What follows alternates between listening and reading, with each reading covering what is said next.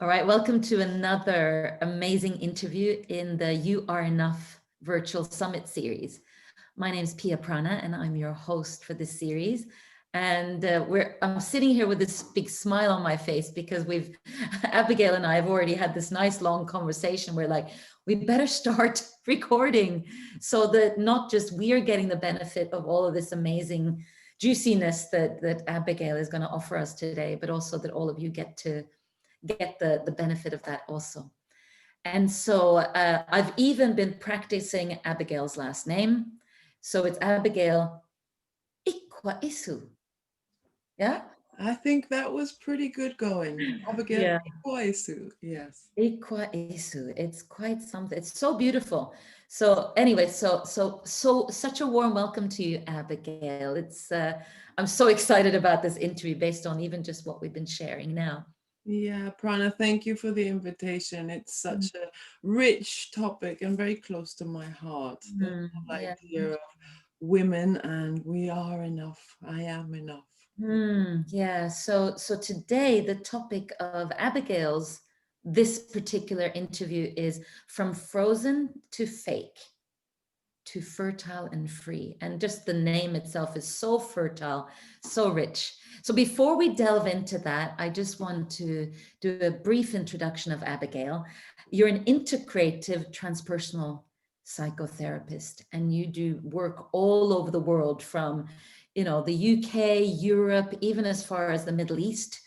And the amount of work that you offer, it's everything from you do various types of breath work, which is so powerful. You do family constellation and EMDR, which is also, I haven't tried it myself, but I hear it's a very, very powerful form of trauma release and trauma work, which is so more and more important, I think, the trauma work as we also live through this time that we are recording this interview, which is during COVID-19. And you are a facilitator of a leader of the Path of Love process, which for any of you that have not heard of the Path of Love, it goes under the umbrella of Path Retreats, and it is the most important work that I've done in my life. It is a powerful, powerful, intensive personal journey that if you haven't explored this yet, please go and have a look at pathretreats.com. It's incredible work. And with that, let's jump in, Abigail. And I'd like to start with my signature question to all my speakers, which is, what is your personal self-worth story? Oh, big story, huh? I Mm, guess my personal self-worth story starts pretty much from really having a curiosity and an incredible passion for humanity. And mm, I think, I grew up with a blonde and blue-eyed mother and a Nigerian father. And I think that opposite the tension of the opposites that came through there kind of made me really I guess I could say restless, but curious and passionate to learn and deepen more. So I went on a bit of a journey in the psychological world and the modeling world, which were, an interest in interweaving of a journey that where I found myself in Greece, modeling with one particular lifestyle, and then going deep into the psychology and the nature of human life and humanity. And I came across all kinds of struggles and all kinds of, suppressions and blind spots and denials. And it just made me more and more curious about our potential. mm, So I really, I think dedicated, committed myself to learning more and really being able to live and practice what I preach. So mm, that took me through the world of psychology degrees, psychotherapy studies, into the world of Osho and the spiritual aspects. And then, of course, coming back and always having a practice where the breath comes into it and the study of why I do what I do. So my own self-worth has always been, hey, am I practicing what I preach? And it's informed by all of those different experiences that I continue to live. Mm. I love that like you said, you continue to live like there, it's not like there's some magical destination, it's an ongoing journey. And what I especially wanted to explore a little bit more is you talked about like your curiosity. And I think when with a journey into your inner world, it can sometimes it can feel actually quite scary for people. Like them, maybe some of our listeners have even been through this journey or are there at the moment where it's like something isn't working, or I'm not feeling the way I'd like to feel, but it feels so scary maybe to delve or to open that door. Whereas what you're talking about is having a curiosity to go, wow, what's here? And that's such a beautiful switch of more of a invitation rather than like a I'm too scared to go there. So I'd love for you to maybe just delve a little bit deeper into this arena, but also being curious. Such a beautiful quality. Prana, I think this is something which is really part of human nature, in that we have, if we feel safe, that the ability to move outwards. And it's a movement that requires courage and curiosity. It's right back when we're babies, we're discovering if the environment is safe, we move outwards. And we start, exploring and discovering. And the moment we get afraid, we come back in. And hopefully when we come back in, we meet a parental figure that can really soothe us, regulate us, do a co-regulation. So the nervous system can actually come back to a place of balance and status quo and feel resourced and nourished, and then come back out again and be curious and explore. And I think what often happens is that pillow or the pillar of nourishment, reinforcement, resourcing isn't adequate, isn't always there, isn't available. And so we learn to keep the fear inside, and we, like my title, we freeze up, we become rigid. And that really blocks our capacity to be curious, and we stay in this rigid space and try and regulate fear within ourselves and in intelligent ways, within the nervous system. I know in myself that I hold my energy in and up, when things are a little bit tense or scary, in and up. And that becomes a very normal practice where we hold the tensions inside.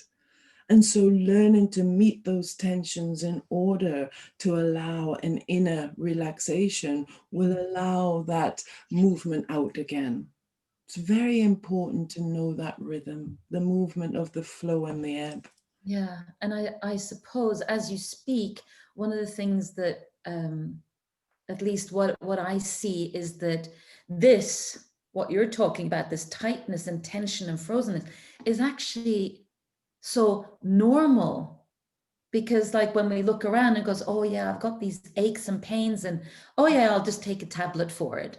Or when I have a maybe pain in my belly, is like, oh, I must be having constipation or indigestion, I'll take a pill for that. Whereas so we're not really learning to listen to the body's cues. So when there's frozenness, that we don't necessarily question it. And instead we're just like, yeah, this is normal. I look at all my neighbors or friends and everyone's kind of here. So we don't learn to really start to also trust this vehicle, this beautiful body that we have to tell us that actually this isn't okay. Whereas what you're saying is that you're very familiar for example, when you experience fear and you see what the body does. I think this is a really important concept. What I work with myself, with my clients, with life. And it really is that we've lost touch with listening from the five senses. We've lost touch with our physicality, with our emotions, with our energetic capacity. And so we override it. And that freeze or the disassociation or the disembodiment becomes the norm. And there's something really important about stopping and recognizing that disconnection has actually become our norm. Mm. It's not our natural. And when we are experiencing life from a place of rigidity or disconnection, separation or disembodiment, we really are meeting life from a place of reactivity. And we're not responding to life. We don't have our full capacity. And that's often when I think, especially as women, we feel we're not enough because we're so good at being so busy and so involved in caring for others, often multitasking, but not from a connected space. So actually, we feel partial. We Mm. don't feel whole because most of our energy is squashed or disconnected and separated from our awareness. And so that whole layer of physicality that informs us is absolutely essential for us to be connected again and to Mm. be able to relate and respond to ourselves and in relationship and to life. Mm. So, is this what you're talking about when in our topic for this interview, you talk about frozen and fake? Right, right. And when I use frozen, it is that rigidity. It Mm. is that separation. It is that disconnection. It's the modern word for trauma is disconnection, separation. And so that's the frozen part, because when we were little, we have been overstimulated in different ways, whether that is in our own personal experience, like some shock experience happened to us and it was overwhelming, or whether it's what we carry from the family of origin that we come from. Many of us have had parents who have been unwell growing up. So that has meant that we've had to often take care of ourselves. And then, of course, there's the historical influences and ancestral impacts of trauma or overwhelm that has really influenced our parents and us. So we've learned to freeze up, often our parents were frozen themselves. So it then becomes the norm. And then when we are reacting to life from that frozen space, it is an efforting. It is often a performance. And that's what I call fake, not from a derogatory space, because we're all at times needing to survive.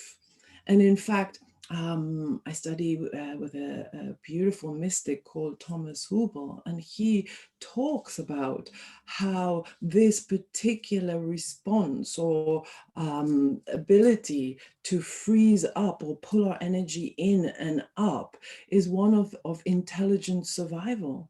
That at the time when we learned this particular response, it was necessary, nothing else to do. And so it's really important that we don't negate or judge in a derogatory way this particular mechanism that has helped us to survive. Mm. Of course, at the time when we put the mechanism in place, it was really necessary.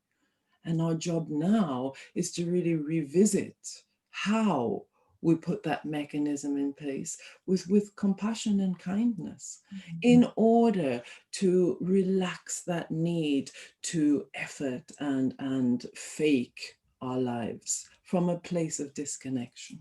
Mm.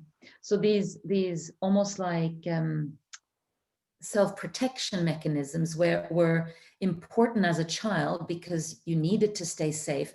And what we're doing is we're carrying those into adulthood, where actually we don't have that need for protection the way that we did as a little child.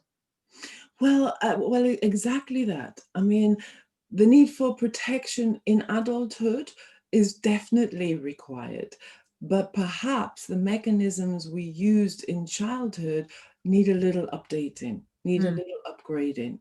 And the mechanisms are fascinating because actually, if we pull our energy in and up, actually what we are doing is a movement. It's actually a process.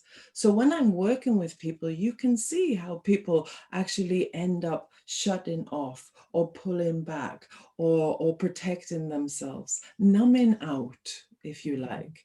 And definitely we don't want to make those mechanisms wrong, because they really aided us, and perhaps still they are working to protect us, but maybe in a way that is stifling as an adult.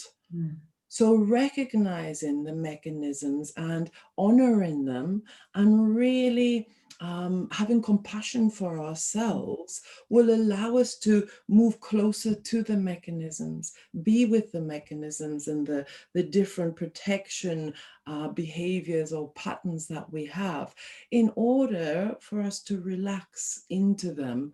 And in that way of relaxing into them, there's freedom for what perhaps wants to emerge that has been trapped or frozen or suppressed.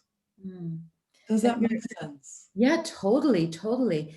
And what I heard you say was you spoke about movement and then you spoke about numbness. Right. And those two things are, seemingly quite far apart. So if I'm sitting here in my numbness and I've developed a way of being inside of that because it feels safer to me not to feel or not to touch whatever perhaps pain that I have that I'm carrying, and to go into movement, that I can imagine will feel like a huge step and requiring some courage and willingness to go into a great deal of discomfort, or maybe not always a great deal, but certainly some discomfort. For sure. And sometimes you can do these little practices on your own, and sometimes you need, help from the outside, whether it's a therapist or a friend or a group, some way of recognizing these particular patterns. For me, I'm really intrigued about the tension of the opposites. And probably because I have the black and white running through me, it's inherent, innate. But there is something about, hey, the balance and the attunement between the movement and the numbness, that we don't want to look at, or that is absent, that we're not present to. Mm, And again, Thomas Hubel would talk about going close to being able to recognize and witness the parts in us that we are absencing, the parts in us that we are denying, because there's such enormous learning in what we won't look at. And mm, so bringing a movement towards the absencing, i.e., an awareness towards what we are really afraid to look at, with the right rhythm, can be an incredibly beautiful process of insight, mm, or inquiring into the the forbidden. mm, Yes, like you say, it does need courage, and it does need care and space and time mm, and attunement, and a real refining of our own rhythm. We all have different rhythms that I think we learn in the womb with our mothers. mm, We learn to breathe as she breathes. So that's where breath work for me is really important, that we learn to come back to the breath. The breath is our real ally, it's our best friend, and it has a particular rhythm, and we're all so very different. If we attune with our own breath and our own rhythm, then actually going close to things that are scary or forbidden or shut down is a little easier. Now, oh, there's so much richness. There's so many things I could continue with here. But I've noticed that you've mentioned the word forbidden a couple of times now. And part of that was saying to inquire into the forbidden. And I'd love for you to speak about that in a little bit more detail, and perhaps how might, what does that mean, and how might us, any of us listening to this interview, start inquiring into the forbidden. Mhm. And also probably to say that it's not for everybody. You know, I think some of us have a real calling and curiosity and inquisitive kind of nature. And for me, the forbidden is that holds the juice on some level. It's the shadow part. It's the aspects of humanity, of life that we have been told we shouldn't go into, you know. And I think in the times that we're living, that's what's surfacing. That's what is called collective trauma. You know, the polarizations, the holocausts that we all know, the wars that are arising, the slavery, genocides, all of these particular historical events are reoccurring in our current environments because they weren't looked at, you know. And that's the same with trauma on an individual level. Anything that we haven't looked at has the capacity to repeat itself. A bit like Freud talked about. He talked about repetitive compulsion. And that's where we find ourselves over and over again in situations which are scary, which are frightening, which are difficult. And we're like, oh, how am I here again? And that's because something has been denied. That's because something has been forbidden. It's like, you know, many people grow up with secrets in their families that we don't talk about that, you know. um, in England, you know, I have this color skin, but we don't necessarily mention that actually you look different from me. There's certain etiquette that's kind of driven around certain societies, norms and values, things you talk about, things you don't talk about. So in the work that I do, it's very much about being safe enough to go into the dark spaces and shine light on them, so that actually they're not a shadow that's coming for you from behind. And so it's a process, and it's a step by step refinement of discovering more and more about who we are and being surprised by that. And you know, they're just different practices. And of course, meditation is key to that. Slowing down is key to that. And breathing, breath work allows us to slow down, create a container that is solid enough for us to feel safe enough to inquire into ourselves. You know, the silence, the space, and the slowness allows us to meet ourselves in very different ways. And you can do that individually, starting off with just 10 minutes a day of just silence and just following your breath.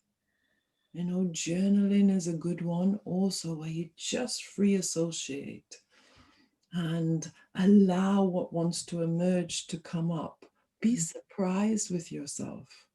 One of the ways I like to work with myself is to catch my judgments, catch my projections, because our projections are distorted beliefs that perhaps are not fully processed within us, not fully resolved. So we project them outwards. And so we judge other people for being of the wrong race, of being fat, of being too skinny, of being ignorant, you know, and it's out there. And so we learn to other. Mm. And I love to just bring back, maybe at the end of the day, I'm lying in bed. Where did I make a judgment today? Where did I get activated? You know, activated in the sense of what touched me and brought a charge in me. And just to make a note of that and really watch, where does that live in me? Mm. Where am I being ignorant? What am I not fully embracing and owning as my own? Mm. You know? And I suppose this is also where you talked earlier about compassion. And I think the process you're just talking about will also not just require courage, like you said earlier, but also compassion, that you don't then go into this hole of, oh, I'm a bad person because I just judged my husband or my girlfriend or whoever it is. But instead just being with that outside of the judgment, but just seeing, okay, well, this is also part of me. And like you said, where does it live? That This is compassion piece. really, yeah, this is really, I feel, key. The learning to really fall in love with ourselves. Mm. And that for me means coming with a very different approach, coming with a very different attitude towards myself, and recognizing that certain patterns of behavior were necessary. And therefore, can I honor them in myself? You know, and when I find a judgment, perhaps I'm judging because that allows me just to take in just enough information so I'm not overstimulated. Mm. And having a kindness and a compassion is really crucial. And that's what I think we work with, in especially with women. Are we able to actually like ourselves as a first step towards love ourselves, when perhaps we haven't fully learned that, either from our mothers, or from society as a whole in regards to women? Mm. Am I able to really, really meet myself in a way that is kind, like I would with a best friend, like I would with a little girl? Mm. Because of course we are all little girls still. You know, can we actually meet ourselves as if we were still 3 or 4 years of age at times, and hold ourselves in a way that is soothing, is regulating? Mm. I think that ties in with the loss of having someone to reflect back the regulation, and therefore within ourselves know how to stop and soothe ourselves when things are too much. Mm.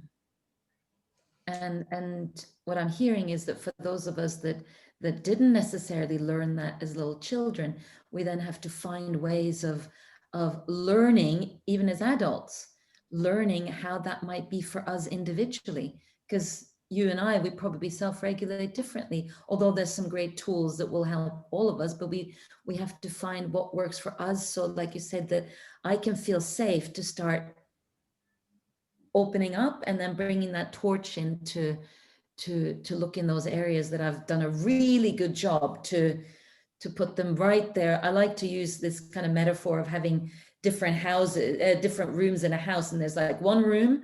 Oh yeah, it's like where all the when the relatives come. I've put all the stuff that makes my house messy. I put it in that one room, and I close the door, and it's like that, opening that door and starting to look inside. It's Yeah. Yes, yes, what? yes. That's the forbidden room, right? Yeah. Oh, And for sure. The absolutely. blocked. And I think the key is that we are very, very different. We're women and we have a lot of similarities, and there is many aspects, characteristics that will differentiate us. And I think really for me, COVID has been about slowing down and really refining what I find soothing, what I know regulates me, and beautiful smells. And I love beauty, and so setting an atmosphere or an environment that is true of me in that moment, it will change. That will allow me just to be silent with myself and be okay with whatever wants to come through. And it's very true. We have different attunements and we have different rhythms. And I think finding our different rhythms is essential. One of mine is I'm very fast. I'm very fast, and but I think many women are. But is that your normal rhythm? Or is that a learned behavior, a conditioned behavior? And when you really stop and you take stock, or you bring your awareness to your breath, is the rhythm still fast? I know for myself, my rhythm then is a lot slower than my activities. Mm.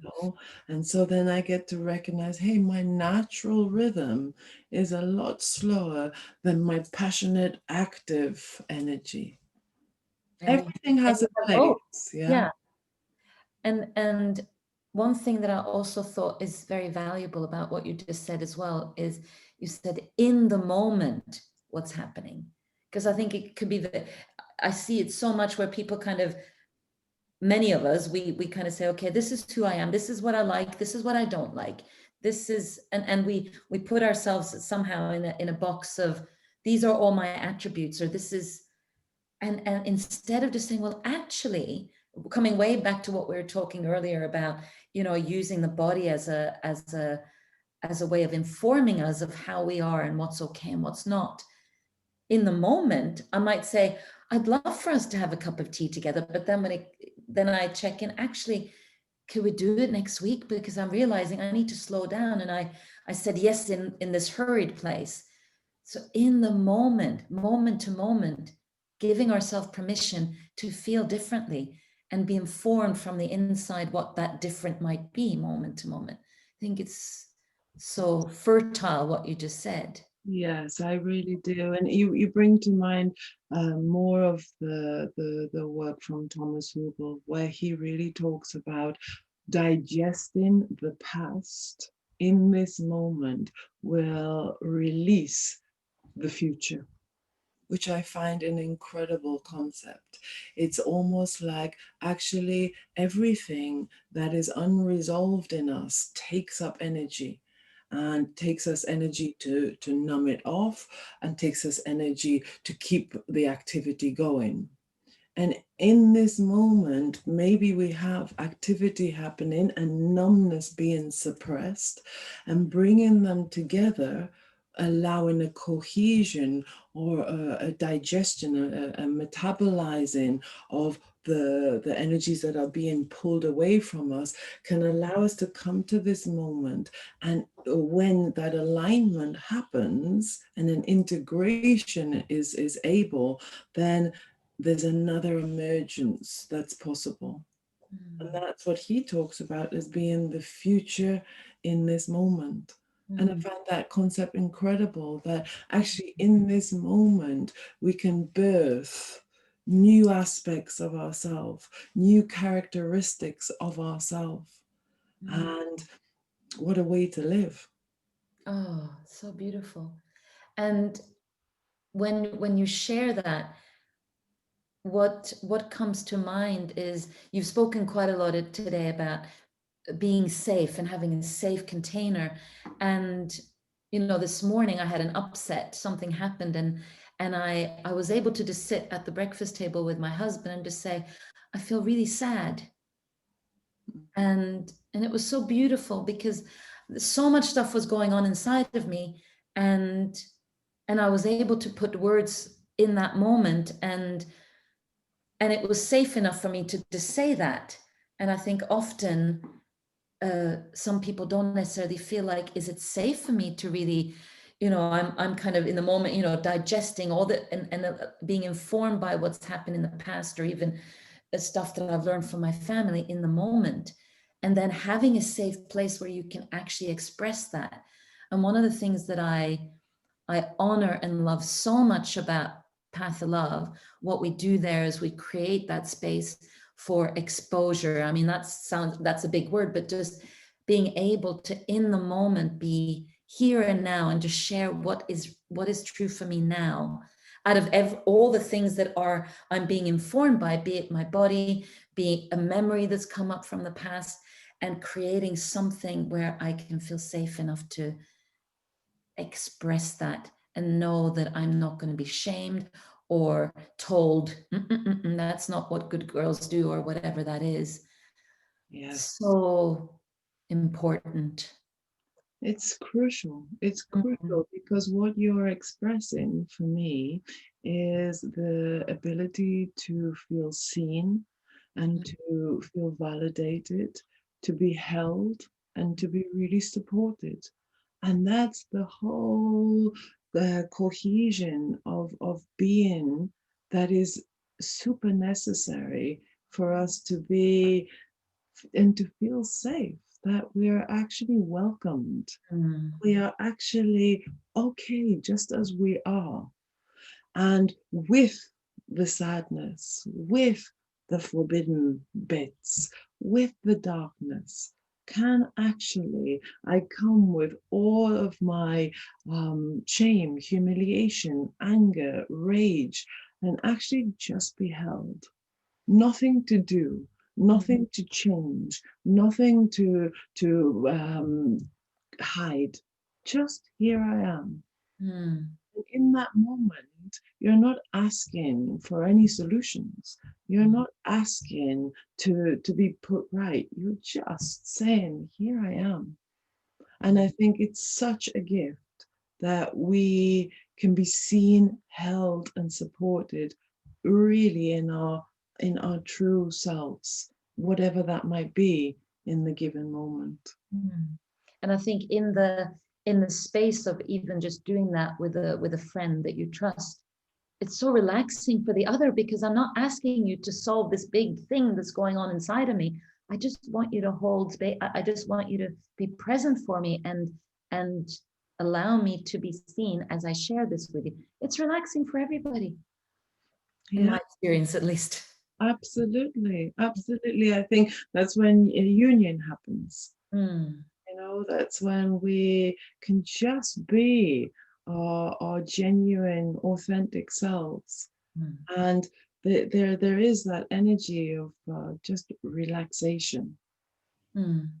And I think that's perhaps what they talk about in non-dual therapy, where the true quality can emerge.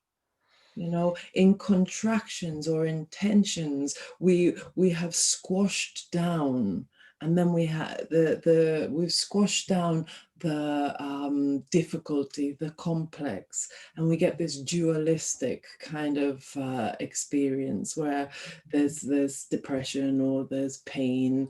And actually, when you're able to be with someone that you feel safe with and they can meet you, those dualistic qualities can fall apart.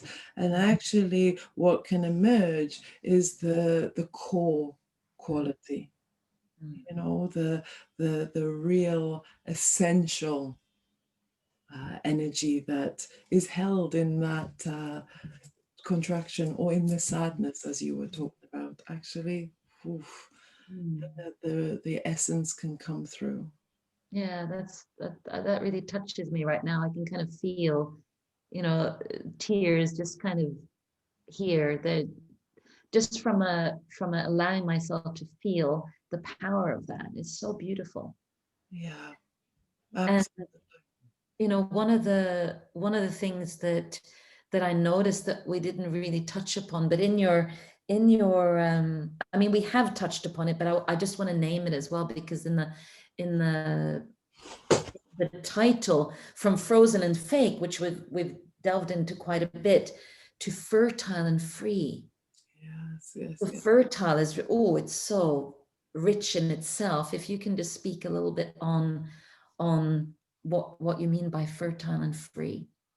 Well, I think what we were just kind of hinting at right now, when we're able to touch into those contractions, you know, those difficult spaces of sadness or pain or rage or disconnection, they're they're wrapped within those contractions or suppressions is more information, and the unfolding of those particular tensions or stresses which we hold in our body energetically or physically or emotionally, the unfolding of them allows for new possibilities. And like you said, that happened for you, relaxation to emerge, or creativity to come through, or real beautiful insights about ourselves that we really weren't aware of because they were locked Yeah. away in tensions or you know, holding within ourselves because we needed to keep ourselves safe. We locked certain things that were just too stimulating at the time. And of course, we live in times now where life is just all the time pouring, you know, information and energy, and it just stimulated all the time, activated. And so when we have this, and so we hold that, you know, and when we have the space to really inquire into those contractions or tensions, the possibilities are enormous, that they've been hidden to us because our energy's been somewhere else. So the fertility and the freedom that I speak about in that sentence is that the fertile ground is rich. You know, anything is possible when we're safe and relaxed and held and validated and supported. And I feel the freedom that can come with that is uniquely our own. You Mm. know, and I mean free in movement. We gain some energy from where it was locked up, and then we feel more liberated. So with that liberation comes more movement, more curiosities, more creations, yeah, new opportunities. That's what I feel is potential. Mm. And what that makes me also just check back for myself in the example that I gave about my own sadness this morning. And I could see, if I hadn't had the space to just, all I needed to say was that. But when I hold on to that, suddenly I'm acting out, and sort of, I can, I could even go into sort of passive aggression, or going sideways, rather than just placing what's real and what's here right now. I just want to let you know, this is what's happening right now, instead of holding on to it and then acting out, and which actually ends up then being a lose-lose situation, because it doesn't allow that freedom. I'm still holding on to something that can actually be quite innocent, and allowing myself to be felt and seen in my innocence in that moment. That's actually all that's needed. Yeah, and that's the journey, you know, Mhm. Prana. I feel that is the journey from the performance and the effort and feeling not enough. You know, when we're acting in that way, often it comes from a place of we're in pain Yeah. or we're disconnected, like Mm. we spoke about earlier.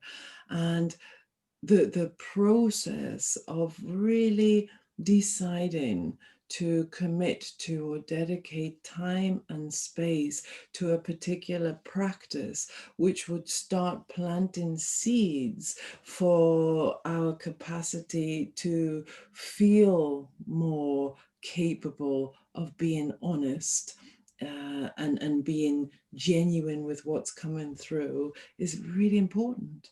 To find a practice that is small steps, from where we are right now, small steps to the next step and the next step, having that audacity, if you like, to find our voice, having the audacity to say, hey, I belong, because that's my human right, takes time. It's not an overnight that we go from being so closed and shut down to, hey, here I am and I have such a huge voice and I deserve space and you need to listen to me.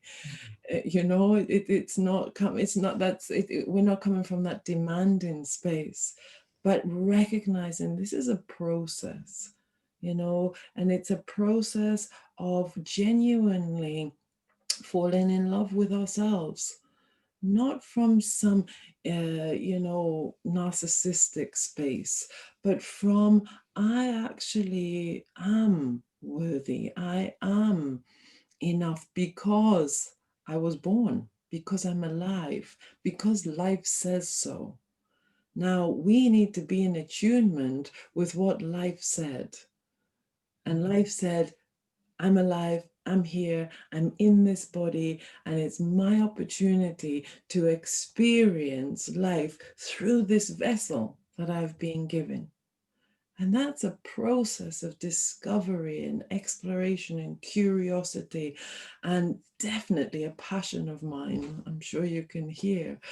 What is it like to live in this body as the woman I am because life said so? And that's the What same a for all of us, right? what a powerful way to finish, because sadly our time together is up. But so much richness, and before we finish, I'd love, Abigail, for you to let our listeners know where they can find you. So I have a website. My website is potentialcharisma.com. Wonderful. And I know you also have a very generous gift to give our listeners as well. Do you want to share a little bit about what that is? I do. I'm gifting 4 meditations, which are based on the systemic philosophy, a systemic approach. And for me, they're very powerful because they're about being who we are, acknowledging who we are. And that means who I am as Abigail, or who you are as a woman, how you came. And of course, we came through our mothers and we came through our fathers. And that is, of course, something that imprints us and has an impact. And of course, before us, we have ancestors who went through all kinds of things in order for us to have our life right now. So the 4 meditations are honoring and embracing our mothers, our fathers, our ancestors, and also the excluded ones. Because until we totally honor, embrace, and embody where we came from, it's a little complicated to be fully who we are. What an amazing gift. Yeah. Wow, thank you so much, and such important conversation we've had today. I'm so happy to have had this conversation, and that you've offered this time for our listeners. So thank you so much again, Abigail, for being here with us today. Thank And you too, Prana. Thank you. A pleasure. and everybody else, thank you for being here, and I look forward to seeing you in the next interview. Bye for now.